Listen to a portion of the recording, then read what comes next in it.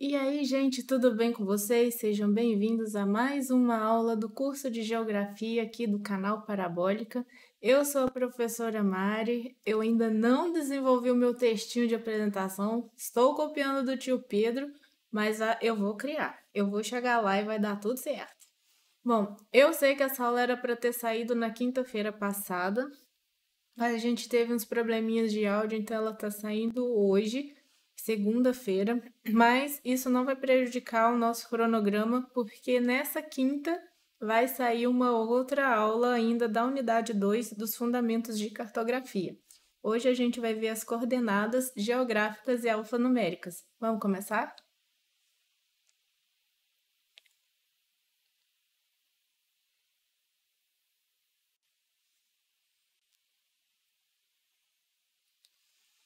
Bom, então a gente vai falar sobre a cartografia. O que é a cartografia?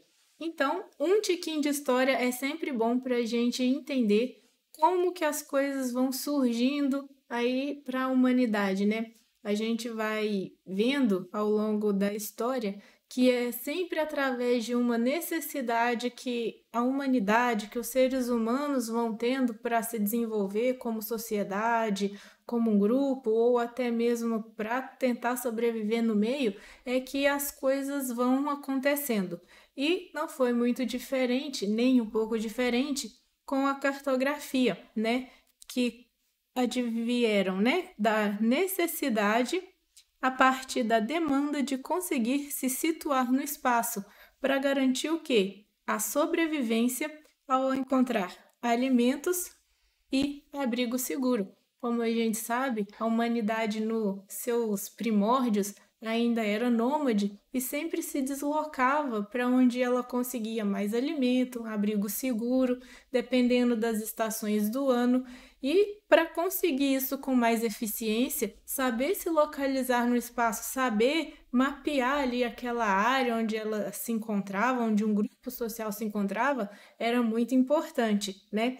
Então a gente tem aqui, ó, que os primeiros mapas dos quais se tem registro, eles datam de 1300 anos antes de Cristo, na região da Mesopotâmia, onde é o atual Iraque, sendo o primeiro deles feito em uma tábua de argila, registrando um rio envolto por montanhas. Então, isso deixa muito claro para a gente que quanto mais eu sei sobre aonde eu estou, sobre os elementos que compõem o meu entorno, fica mais fácil de eu sobreviver. E isso vivendo num grupo em que eu preciso ter alimento, eu preciso ter água, eu preciso ter ali uma caça que eu consiga ter pele para eu me proteger do frio, não é? Isso é muito importante, isso garante a sobrevivência. Então, ó, saber onde tem um rio, onde tem uma fonte de água, onde tem montanhas, onde tem alimento, onde tem um solo mais fértil, onde tem um solo mais seco, eu saber onde se encontram esses elementos e trabalhar esses elementos é um fator essencial para a sobrevivência, né? Ó, no Egito também foram encontrados registros, né, de mapas, ó, de paisagens locais em tumbas, né? E eles registravam rios e trilhas. E aí eles datam mais ou menos de 1000 anos antes de Cristo. Tem uma série na Netflix chamada Guerras do Brasil. Eu até esqueci de pôr aqui no slide, mas eu acho muito interessante vocês assistirem essa série, principalmente o primeiro episódio, onde tem a guerras dos europeus aqui no Brasil contra os povos nativos, e que o Ayrton Krenak ele fala que os povos indígenas que habitavam aqui antes da chegada dos portugueses, eles sabiam muito bem sobre o território brasileiro, né? Sobre, né, antes de ser Brasil. Então, para vocês terem noção de que, independente de como um grupo social se desenvolve, né, a gente tinha aqui povos na América que tinham um contato maior com a natureza, né, com os elementos naturais. Na Europa a gente tinha povos já que sabiam trabalhar os metais, a madeira. Não interessa isso. Aquele grupo conhece onde ele está, e isso que importa, certo?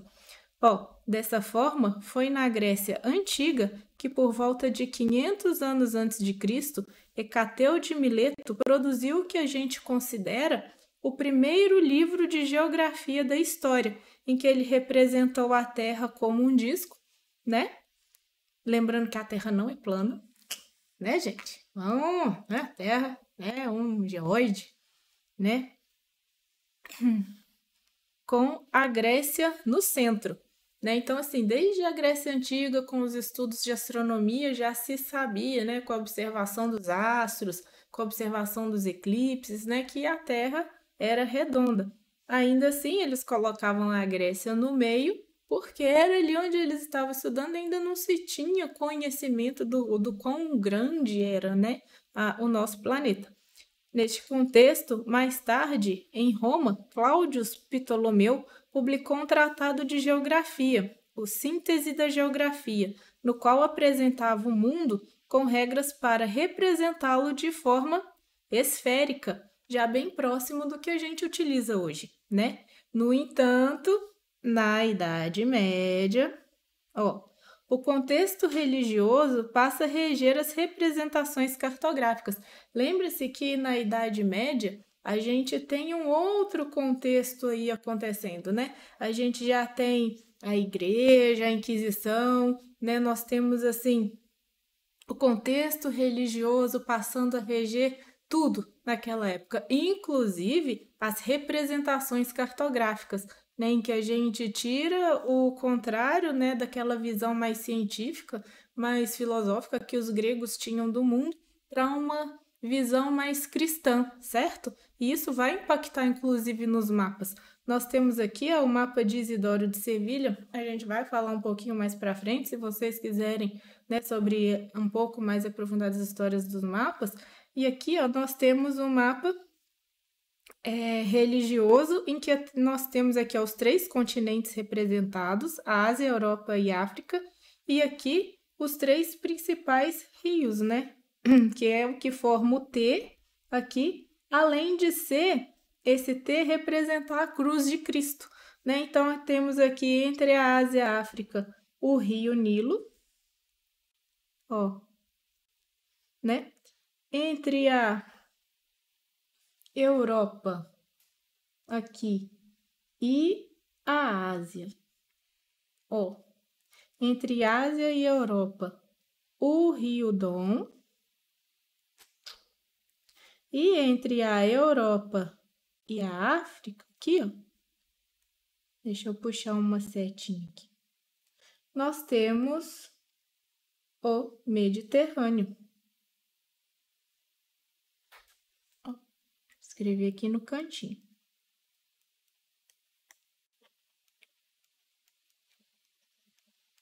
Certo? E esse círculo aqui em volta representa o oceano. Então, assim, nós temos um mapa religioso ainda, né, formando as representações cartográficas. Lá no século XV, na Renascença, né, os cartógrafos, né, depois que começar as grandes navegações, que os mapas vão evoluir, vão se modificando esses mapas, né? Principalmente com o advento que a gente vai ver da bússola, né, entre outros instrumentos, Aqui, porém, com a abertura comercial do Mediterrâneo e as grandes navegações, né, os mapas desenvolveram bastante com os avanços técnicos da época, como o advento da bússola, o astrolábio e das caravelas, né? Então, nós temos a bússola aí que já era inventada, ela foi uma criação dos chineses, a gente vai ver no próximo slide.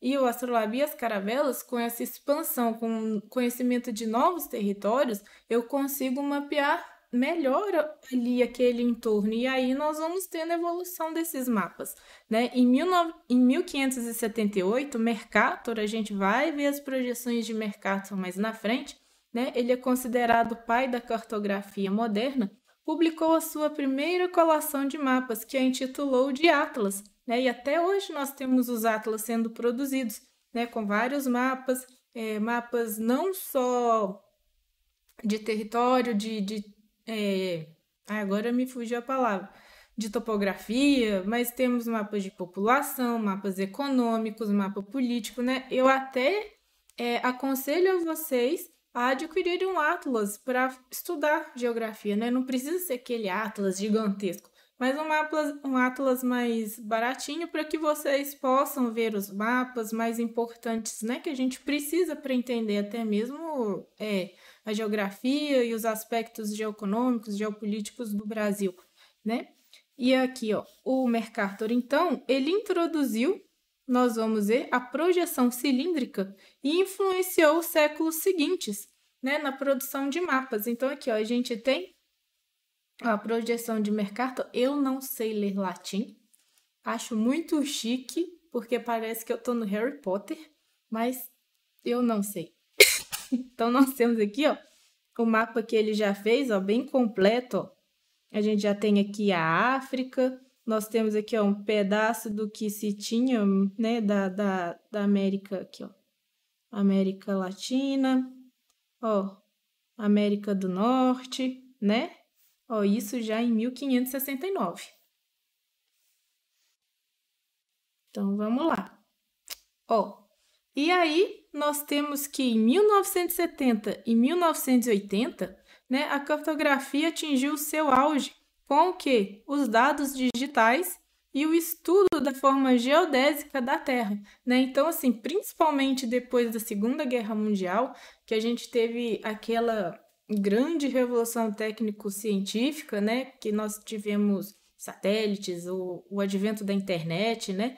A gente consegue hoje ter mapas muito mais fidedignos, né, à superfície real daqui da Terra e muito mais precisos, né, com estudos mais profundos de matemática para que se consiga projetar no plano a forma geodésica da Terra, né, com menos erro possível, com maior proporção.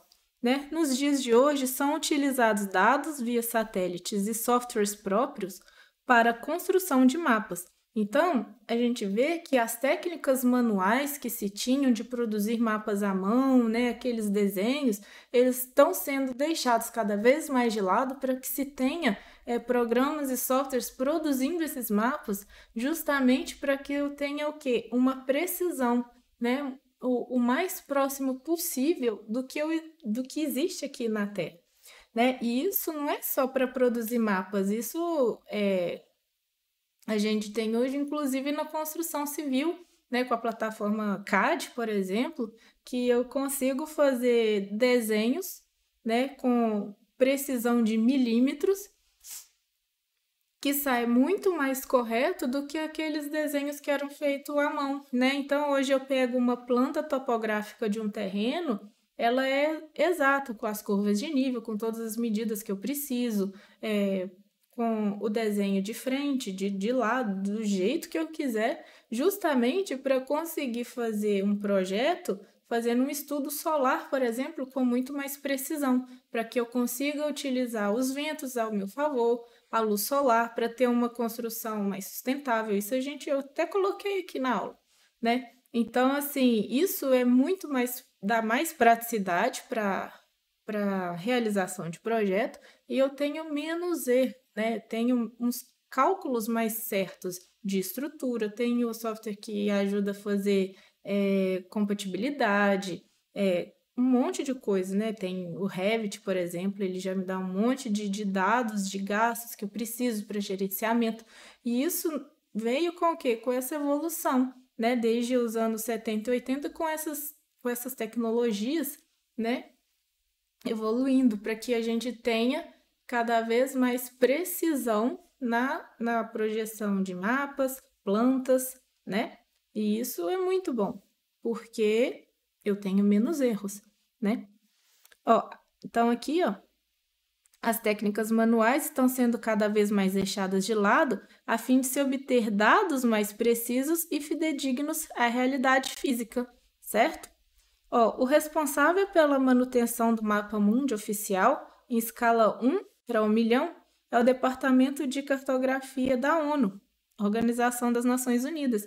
Então, todos os anos, os países eles têm que enviar os dados mais recentes para lá para que haja essa atualização, né? E de acordo com a Associação Cartográfica Internacional, a ACI, a cartografia apresenta-se como um conjunto de estudos e operações científicas, técnicas e artísticas que, tendo por base os resultados de observações diretas ou da análise de documentação, se voltam para a elaboração de mapas, cartas e outras formas de expressão ou representação de objetos, elementos, fenômenos e ambientes físicos e socioeconômicos, bem como para a sua utilização. Então, eu tenho a cartografia justamente como um conjunto de estudos, de análise de dados, de técnicas, para que eu consiga observar e entender determinado espaço por meio de dados, seja eles socioeconômicos, seja eles políticos, físicos, né? Então, serve para quê? Para eu entender, para eu localizar um determinado espaço, uma região, um país, certo? Tranquilinho? Então, ó, como exemplo aqui, eu peguei lá no site do IBGE. Gente, o site do IBGE é muito legal vocês darem uma navegada lá, porque eles têm vários mapas, tem muita coisa bacana, tá? Eu acho que, inclusive, tem atlas para baixar, depois vocês deem uma olhada lá. Ó, eu coloquei o mapa aqui, ó, da Amazônia Legal, né, de 2021, como exemplo, tá? E não só mapas técnicos, mas eu também coloquei aqui, ó, o mapa em homenagem ao mozão Pedro Renor, ó, o mapa do Warzone. Vocês jogam, gente? Eu sou péssima. Eu sou horrível. Eu não duro 5 segundos nesse jogo, tanto que eu desinstalei. Já tentei. Jogo de tiro e de carrinho de dirigir, eu sou muito ruim. Muito ruim. O único que eu gosto de tiro é Overwatch. Aí eu jogo de ataque e de tanque. Tirou disso, não contem comigo. Jogo Pokémon. Alguém joga Pokémon? Unite? Põe aí. Eu jogo, tá, gente? Adoro. Quem quiser me convida para fazer time lá, tá? Tô precisando de entrar para um squad. Squad é do Warzone. Então, ó, eu coloquei aqui porque até para entretenimento, né? Para quem conhece esse jogo aqui, é um jogo de tiro de primeira pessoa, você consegue marcar aqui lugares no mapa para você pular de paraquedas e juntar com a sua equipe e dominar e fazer um monte de coisa, né? E tem as ruas, é tudo muito legal, assim, é muito perfeito as cidades e tem as vielas para você passar, dependendo do mapa, tem selva, tem floresta, tem um monte de coisa. E aí tem um mapa, e é muito legal. Eu não sei se vocês conhecem, mas eu sou uma negação nesse jogo, né? Então vamos lá, ó. O ser humano sempre se orientou no espaço geográfico por meio de pontos de referência. Meu senso de direção é péssimo. Eu me perco com muita facilidade. Então, eu sempre marco os lugares que eu vou por pontos de referência, né? Ó. Então, por exemplo, rio, lago, um morro, né? Às vezes, ó, você já reparou que ao ir num lugar que você não conhece, você sempre se utiliza de algo para se localizar, né? Para marcar um lugar que você já passou. Então, assim, pode ser um prédio que te chama atenção, uma casa, um comércio, né? É igual, eu lembro uma vez que eu tava na faculdade, aí eu fui fazer um trabalho com a amiga minha lá em Juiz de Fora, fiz faculdade em Juiz de Fora. Aí a gente foi assim, ela era de Barbacena e eu sou de Caratinga, né? Aí a gente foi fazer um trabalho num bairro que a gente não conhecia. Aí as duas beldades, a gente pegou o ônibus, tal, fomos lá conhecer o bairro. E para voltar? A gente andou, né? Fomos fotografando a rua, medindo os negócios que o professor tinha pedido para o trabalho e para voltar para casa. A gente foi assim até o limite do bairro. Aí a gente falou assim, Paty, como é que a gente vai voltar para casa? E assim, não passava ônibus, era um lugar muito distante que a gente não conhecia. E o que me ajudou é que eu decorei uma vendinha. Eu guardei como ponto de referência, assim, uma vendinha que a gente foi. Aí a gente foi andando. Na hora de voltar, eu falei assim: olha, a gente tem que achar uma vendinha. Aqui na vendinha a gente pergunta onde tem ponto de ônibus. Porque na época, gente, não tinha celular com mapa, com GPS, com Uber, não tinha nada disso, não. Era tudo assim. Eu lembro que eu fiquei um pouco assustada, porque era quase 5h30 da tarde e eu ainda não tinha achado o ponto de ônibus para voltar para casa. Mas foi, voltei. Hoje eu sei andar em Juiz de Fora, eu conheço os bairros lá todos, tá, gente? Mas na época eu tinha o quê? 18 anos. Eu era menina, entendeu? Então, ó, os pontos de referência, né, servem justamente para isso, para a gente se localizar no espaço, ó. E por muito tempo, o Sol e as demais estrelas também foram utilizadas como pontos referenciais e de localização, né? Ó, no entanto, para mais precisão, passou-se a fazer o uso da rosa dos ventos associada à bússola em mapas e plantas, né? Aqui, ó, eu coloquei o exemplo de uma planta arquitetônica, justamente porque toda vez que a gente vai fazer um projeto, a primeira coisa que a gente pega, além da planta de topografia do terreno, para entender como é que aquele terreno funciona, o perfil, o tipo de solo, fazer análise de solo, essas coisas, é a orientação solar.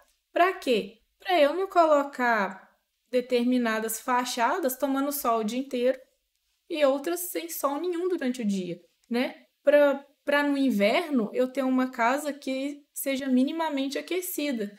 Então, assim, isso daqui é muito importante. Por isso, gente, que é muito importante a contratação dos profissionais ser corretos para fazer projeto, né? Porque a gente faz todo um estudo para que a gente consiga fazer a construção o mais confortável e sustentável possível, né? Hoje em dia, você fazer uma construção utilizando o máximo da luz solar, a ventilação natural, sem que eu precise de ter artefatos de eletrodomésticos, muita energia elétrica para aquecer um ambiente ou resfriar um ambiente, isso é muito fora de mão, entendeu? Então, saber utilizar os meios naturais para eu ter uma construção o mínimo confortável, sabe? É um profissional quem sabe fazer. Então, assim, um profissional bacana, né? Porque tem gente que infelizmente não liga. Mas isso é muito importante. Então, toda vez que um arquiteto, um engenheiro vai começar a projetar, uma das primeiras coisas que a gente faz é o estudo solar daquele local, certo? Para vocês verem a importância disso, né? Por que eu trouxe isso aqui? Porque às vezes a gente acha que estuda isso aqui só no ensino médio. Eu tenho que saber onde que nasce sol, onde que o sol se põe, né? Não, gente, isso aqui na vida de vários profissionais é muito importante, tá? E aqui, ó, eu trouxe o mapa do maroto. Eu sou Potter maníaco, eu adoro Harry Potter, né? Tô esperando a minha cartinha até hoje, mas ela infelizmente ainda não chegou. Quem sabe esse ano. Mas aqui, ó, de novo, até em filme e jogo, né? A gente tem aqui ó, o uso da Rosa dos Ventos, né? Para quem não conhece, gente, o mapa do Maroto é um mapa de Hogwarts, que é a escola lá do Harry Potter. E aí, quando quem tem o mapa consegue ver quem tá chegando, quem tá passando, onde você tá. Eu queria ter um mapa desse. Na verdade, eu queria ir para Hogwarts. Então vamos lá, né? Porter Manices de lado. Quem for aí, ó, para Hogwarts, quiser dar uma lembrancinha de lá, fica à vontade. Vamos lá. Rosa dos Ventos, os pontos cardeais e os pontos colaterais, né? Então, ó, a Rosa dos Ventos, também chamada de Rosa Náutica, né? Porque foi extremamente e é ainda importante nas navegações, possibilita encontrar a direção de qualquer ponto na linha do horizonte, né? Então, eu possuo os 4 pontos cardeais, né? Que é o norte, sul, o leste, que pode ser também representado pela letra E, do inglês East, tá? E o oeste, que também pode ser representado pela letra W, de West, né? Lá do inglês. E eu tenho os 4 pontos colaterais, ó. Nordeste, Sudeste, Sudoeste e o Noroeste. E eu ainda tenho os subcolaterais. Eu não coloquei aqui porque eles não são muito cobrados, mas eles entrariam aqui, ó. Eu tenho um aqui, tenho outro aqui. E aí, esses pontos subcolaterais, ó, entraria outro aqui, né? Ó. Que seriam esse monte de letrinha, então. Então, aqui seria, ó, o NOR, ó, aqui seria, aqui vamos supor, eu teria um outro Nzinho aqui, né? Ó, opa. E lá, já. Vou pegar a borracha.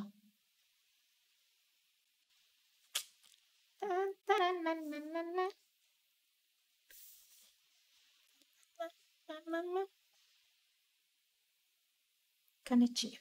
Ó, teria aqui, ó. O N, eu vou fazer um só. Aí. N. Aí, isso aqui seria, ó, o NOR, né? Porque tá o norte, então seria NOR, Nordeste, Nordeste, Nordeste, entendeu? Aí, aqui, ó, né? N, aí seria aqui Noroeste, entendeu? Aí seria esse monte de letrinha aqui. Então, esses não são muito cobrados, mas tá aí a título de conhecimento. Ó, acredita-se que tenha se originado na Grécia Antiga com a função de determinar os ventos, né? Por isso o nome do Rosa dos Ventos. Mas foi incorporada no uso dos mapas mesmo, ó, nas grandes navegações, como a gente já falou, né? E a bússola é um instrumento inventado pelos chineses e largamente utilizado nas grandes navegações. O funcionamento da bússola, gente, é através das propriedades magnéticas. Lembre-se que a bússola, né, é uma agulhinha imantada e ela sempre aponta para o norte magnético da Terra. Né? Ela não aponta para o norte geográfico, mas sim para o norte magnético. Então, para a gente entender isso, eu coloquei os tipos de norte que nós temos. Nós temos 3 tipos de norte. Agora a gente vai entender a diferença certinha entre eles, né? Ó, eu pus esse globinho aqui porque eu achei ele bem autoexplicativo e fica facinho da gente entender. Então, vamos lá, o norte verdadeiro ou o norte geográfico. Leve em consideração a linha imaginária entre polos norte e sul, né? Então, aqui, ó, norte geográfico. Tá aqui, ó, estrelinha azul aqui. Né? Eu tenho aqui a linha do Equador, né? E eu tenho, ó, polo norte e o polo sul. Esse é o norte geográfico, né? Norte, sul. Beleza. O norte magnético é a direção apontada pela bússola. Gente, lembre-se que a Terra é uma grande esfera de ferro fundido que está girando. Então, ela cria um campo magnético em torno dela e isso faz com que ela funcione como um grande ímã, né? Como um ímã gigante. Então, ó, eu tenho que o norte magnético ele é produzido, né, por esse magnetismo devido ao movimento de rotação, né? Ó, então, ó, a Terra age como se fosse um grande ímã gigante. Não é exatamente igual ao norte geográfico, né? Ó, ele está mais ou menos aqui, ó. Se vocês forem ver, ele está mais ou menos ali onde é a Rússia. Ele aponta mais ou menos para ali, tá? Então, esse é o norte magnético, ó. Tem a setinha apontando para cá. O norte da quadrícula. Eita, mais um. Ó. Quando se planifica o globo, né? Então, ó, eu pego o globo terrestre. Lembre-se que a Terra é um geóide. E planifico ele, né? No mapa ou no plano, para se manter a proporcionalidade, são traçadas linhas meridionais e latitudinais, né? Então, eu tenho aqui, ó, as latitudes, né? E as longitudes. Certo? que deixa o mapa quadriculado. Dessa forma, este norte se chama norte da quadrícula, né? Então, ó, tá aqui, ó, de verdinho. Quando eu planifico esse mapa, né, que eu tenho ele todo chapadão lá na folha de papel, suponhamos, o que está em cima seria o norte da quadrícula, certo? Ó, ele ainda jogou uma gradezinha aqui, ó, ele planificou o mapa, certinho? Então, ó, norte verdadeiro ou geográfico, né, é o norte que eu tenho dividido entre polo norte e polo sul. Norte magnético é a direção apontada pela bússola, determinado pelo movimento de rotação da Terra, e o norte da quadrícula é aquele norte que eu tenho quando eu planifico a superfície terrestre. Beleza? Então, ó, orientação pelo Sol. Ah, aquele solzinho, que fofinho. Ele é tão bonitinho. É um solzinho. Ah, gente, eu pus para animar a aulinha de vocês. Ó, orientação pelo Sol. Um dos métodos mais antigos de se orientar no espaço geográfico é por meio da orientação solar, certo? Sendo assim, essa maneira consiste em estender a mão direita para a posição ou sentido leste, né? A mão esquerda para onde o Sol se põe.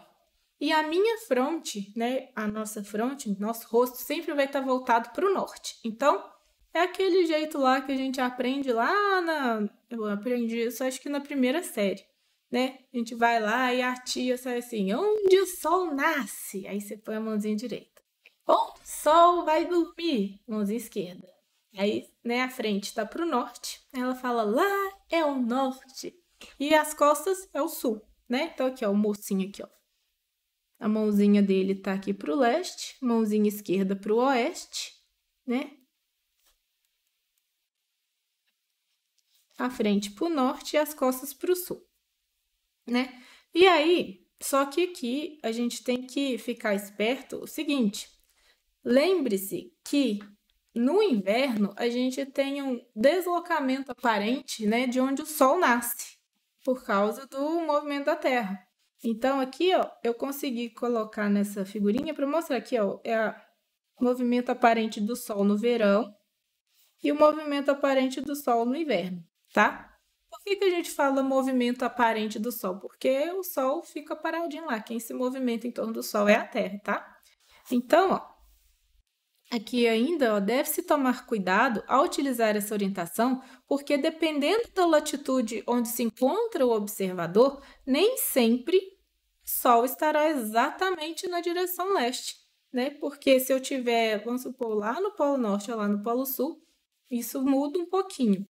Né, ó, na arquitetura e na engenharia civil, é o que eu tinha falado para vocês, ó, o estudo da orientação solar é de extrema importância, porque a utilização correta da luz solar garante uma construção melhor ventilada, melhor iluminada e sustentável, né? Dessa forma, o conforto ambiental está intimamente ligado, né? Vou corrigir aqui, ó, ao melhor aproveitamento do espaço construído com a conexão do entorno e as suas características naturais, certo? Porque quanto mais integrado uma construção tiver no seu entorno, melhor eu consigo aproveitar esses elementos naturais, certo? E aí eu tenho uma obra o quê? Mais sustentável. Então vamos lá. Agora a gente vai ver as coordenadas geográficas e as alfanuméricas, né? E a palavra-chave, ó, localização no espaço, certo? Ó, as coordenadas geográficas são linhas na superfície terrestre que permitem localizar qualquer ponto no espaço geográfico. Lembra da aula passada? O que é espaço geográfico? Se ainda tem uma dúvida, dá uma corridinha lá, dá uma lidinha, volta para cá.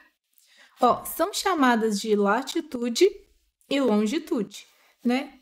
Como no plano cartesiano, é possível determinar um ponto pelo cruzamento de duas coordenadas. Ó, vamos relembrar lá o que é o plano cartesiano? Lá na matemática, ó, se alguém tiver aí com dúvida, ó, tem aqui o eixo Y, né, e o eixo X, certo? Como que eu acho um pontinho aqui? eu marco a coordenada no eixo X, ó, se for um número positivo, né, para cá. E aqui no Y também, se for um número positivo, né? Entrar no mérito dos conjuntos, se é número real, tá. E aí aqui eu vou ter um ponto, né? Eu vou pôr um ponto A. E aí a coordenada dele vai ser x, y. Certo? Então, ó, plano cartesiano. Né? Na superfície do globo terrestre é a mesma lógica, só que com as medidas em graus, porque eu tenho uma superfície curva, certo? Para localizarmos um ponto exato no globo terrestre, indicamos as medidas norte ou sul, se ele está no hemisfério norte ou sul, e se ele está leste ou oeste de Greenwich, certo? E sempre em graus, minutos e segundos. Por exemplo, as coordenadas lá do observatório de Greenwich são 51 graus, 28 minutos e 38 segundos norte. Então, eu venho aqui, ó, no Equador, né? Então, eu tô aqui, ó, no hemisfério norte. Eu já sei que eu tô daqui para cima, né? E 0 grau, 0 minutos e 0 segundo, nem a leste e nem a oeste. Por quê? Porque eu estou aqui, ó, na linha de Greenwich, certo? Então, eu só vou ter o grau em norte que ele me dá aqui. Então, tá mais ou menos aqui, ó. Ó, mais ou menos aqui em cima em Londres, né? Isso aqui é 66. Eu vou estar por aqui, ó. Certo? Mas a gente vai ver isso com mais calma. Principalmente quando a gente for trabalhar com fuso horário e essas coisas direitinho, tá? Ó, vamos lá. Latitude. São as linhas chamadas de paralelos em relação à linha do Equador. Então, eu tenho aqui, ó, eu coloquei esses esqueminhas, que fica bem tranquilinho da gente entender, ó. Então, eu tenho aqui o Equador, que é 0 grau, e aí eu tenho as latitudes, ou os paralelos, né? Ó, a linha do Equador, ela corresponde ao círculo máximo da esfera terrestre e divide o globo em hemisfério norte. Então, eu tenho norte para cá e hemisfério, sul, certo? Norte e sul. A partir do Equador, pode-se dividir o globo em paralelos, que vão variando de 0 a 90, tanto a norte quanto a sul. Então, eu tenho daqui até o polo 90 graus norte e para cá eu tenho 90 graus sul, certinho? Os trópicos de Câncer e de Capricórnio estão aproximadamente, desculpa, gente, a 23 graus e 27 minutos norte e sul, respectivamente, certo? Então, eu tenho aqui, ó, mais ou menos passando aqui o Trópico de Câncer e mais ou menos por aqui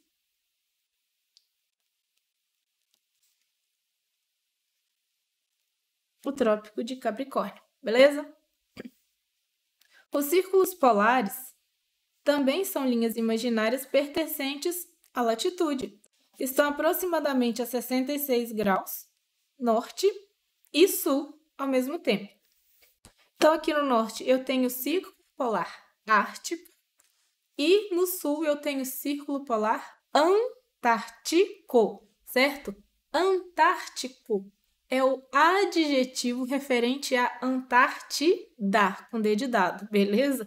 Então, tudo que é antártico é referente à Antártida, beleza? Então, vamos lá. E nós temos ainda a longitude, né? Por quê? Porque com apenas os paralelos a gente não consegue determinar um ponto, né? Localizar ele na superfície terrestre. Então, a gente tem o quê? Os meridianos. Enquanto a latitude, elas são formadas por paralelos, a longitude, ela é formada por meridianos, tá? elas são linhas perpendiculares, ou seja, elas vão formar ângulos de 90 graus com os paralelos, tá? Então, ó, nossa, minha linha ficou super torta aqui. Desmanche.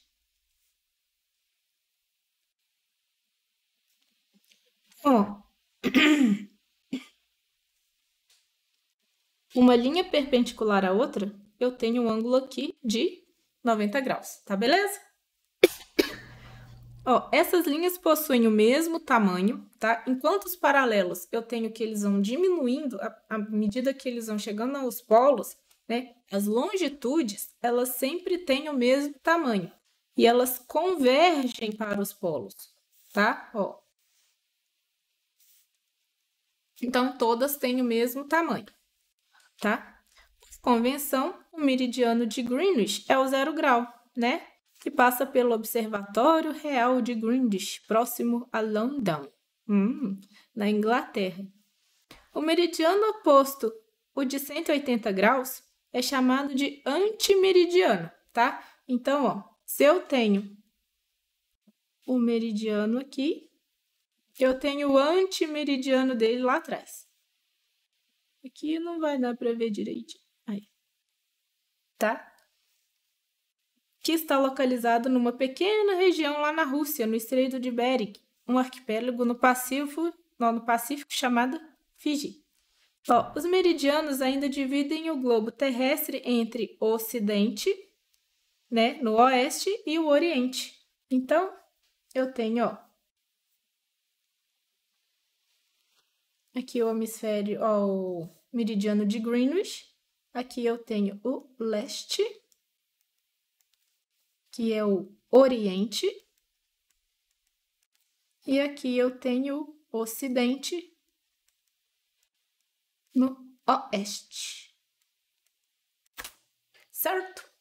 E, lembre-se, né? O meridiano oposto de 180 é o antimeridiano. Então, beleza. E aqui, ó, nós temos os trópicos. Né? Para que servem os trópicos? Por que eles foram inventados, né? Então, ó, os trópicos de Câncer e de Capricórnio. Gente, eu sou muito bocó, né? Eu coloquei aqui para ilustrar, mas vocês também nunca mais vão esquecer isso. Eu coloquei os Cavaleiros do Zodíaco.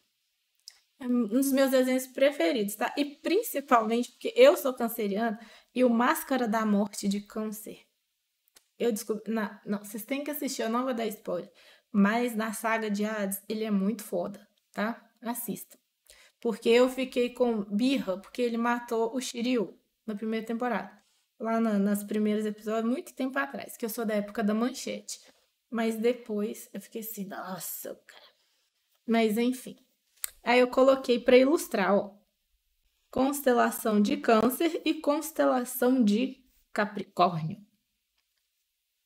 Assistam Cavaleiros do Zodíaco. Ó. E, além de servir para localização no espaço geográfico, elas delimitam as zonas climáticas do globo terrestre e as estações do ano, certo? E a gente vai ver quando a gente for ver as zonas climáticas, os tropicais, subtropicais, as temperadas, blá blá blá, que pelos trópicos a gente consegue delimitar e entender isso bem tranquilamente, né? E as estações do ano, né? Ó, elas receberam estes nomes porque na época em que foram criados, né, há muito tempo atrás, os astrônomos perceberam que o Sol estava posicionado no meio das constelações de Câncer, no hemisfério norte, e de Capricórnio, no hemisfério sul. Entretanto, devido ao movimento de precessão dos equinócios... O que é o movimento de precessão, meu povo? Ó, a Terra, ela tem 3 movimentos, na verdade, né? A gente tem o movimento de rotação, que é o movimento dela em torno dela mesma, de translação, movimento dela em torno do Sol, e o movimento de precessão. O que é o movimento de precessão? Sabe quando... Vocês já viram um peão rodar? Né? O peão, ele fica girando e ele fica fazendo isso, né? Esse movimento é o de precessão, né? Então, ele fica para lá e para cá.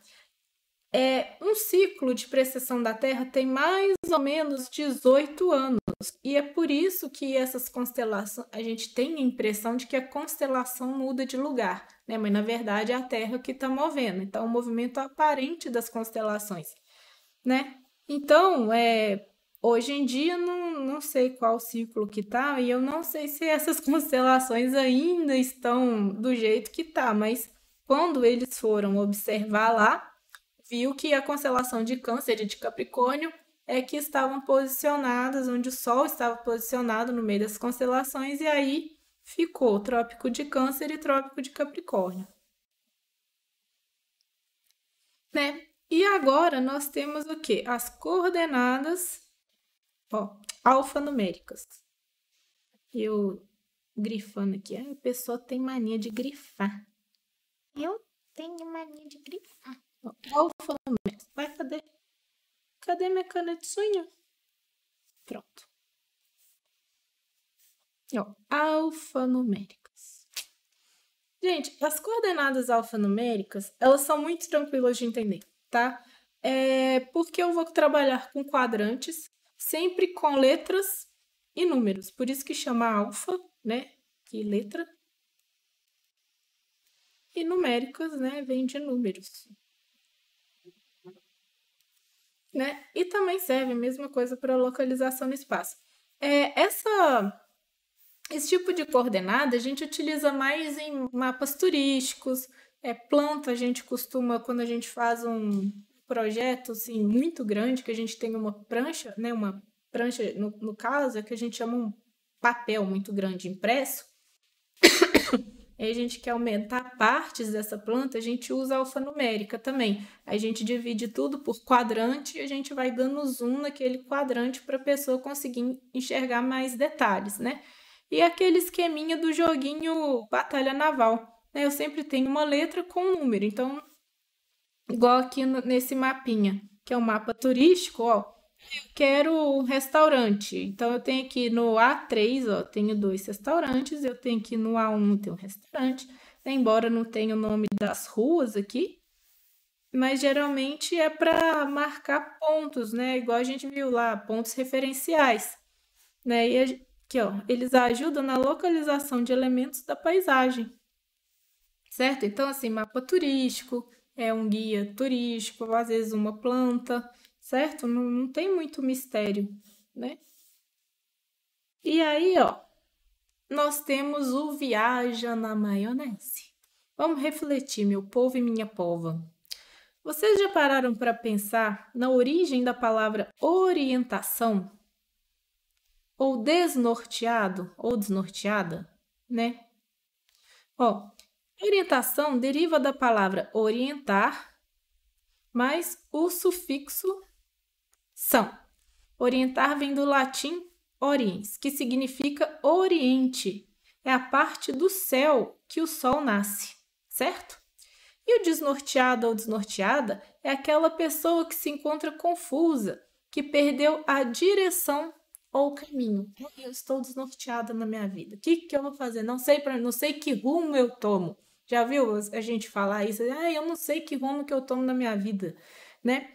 Ó, você já parou para pensar o quanto os termos geográficos já estão internalizados na gente, né? E saber se localizar, entender o que está à nossa volta, te faz sentir cada vez mais parte de um sistema global pensado pela humanidade desde que o mundo é mundo? Como assim? Já parou para pensar que às vezes a gente fala as coisas muito ligadas às outras áreas, né? Tipo assim, a área da geografia, e a gente pensa, e quando a gente pensa nessas coisas, a gente se sente parte de um sistema que já foi pensado por muita gente. Então, assim, quando a gente fala essas expressões, eu estou sem rumo, eu estou desnorteado, o que o norte, né, significa? O que significa eu achar o norte? Por que essa expressão do norte ela é tão importante? Né? Orientação, oriente, onde o sol nasce, eu preciso de uma luz, de uma orientação, de uma direção, certo? Então, assim, olha como que a cartografia e a gente entender, né? Não só saber se localizar, mas entender o espaço que a gente está inserido dentro dele é importante. E quando eu falo de entender o espaço, Eu não estou falando de entender ele só fisicamente, é entender ele em todos os contextos, certo? Pensar sobre, né? Por que que às vezes o meu bairro ele tem uma determinada configuração? Entender a história disso. Por que que eu coloquei esse tiquinho de história aqui? Porque quando a gente entende de onde que as coisas vieram, né? Tem um livro de um autor que eu gosto muito, que ele se chama Lewis Mumford. Ele conta a história da cidade, mas não tecnicamente, mas sim como que os comportamentos da sociedade foram influenciando na conformação das cidades. Então, história, entender a história das coisas e entender como que tudo se forma, faz a gente pensar nisso, quando a gente tem essas expressões que estão tão dentro da gente, que às vezes a gente não pensa nisso, né? E aí eu te pergunto, o que que você faz quando você perde o norte, né? Ou você perde o rumo? O que que você costuma fazer? Você já parou para pensar nisso? Certo? Então, ó, se você estiver perdido, conecta no Parabólica que a gente te ajuda a achar o rumo para a universidade, meu amigão. É isso aí. Gente, brincadeiras à parte, eu tô ficando por aqui. Na próxima aula, deve sair ainda essa semana, a gente vai ver os movimentos terrestres e estações do ano. E eu vou ver se eu consigo pôr na mesma aula os fusos horários, porque eu ainda estou em dúvida se eu faço aulas maiores, com mais coisas, ou separo todos os assuntos para ficar mais fácil. Às vezes a pessoa não quer assistir tudo de uma vez, quer fazer mais picotado. Comenta aí o que vocês preferem que a gente vai se ajudando aqui, beleza? Um grande beijo, bons estudos. Lembre-se de descansar um pouquinho, porque é importante, mas ó, mantenha o foco que a gente chega lá, tá bom? Um beijo, fui!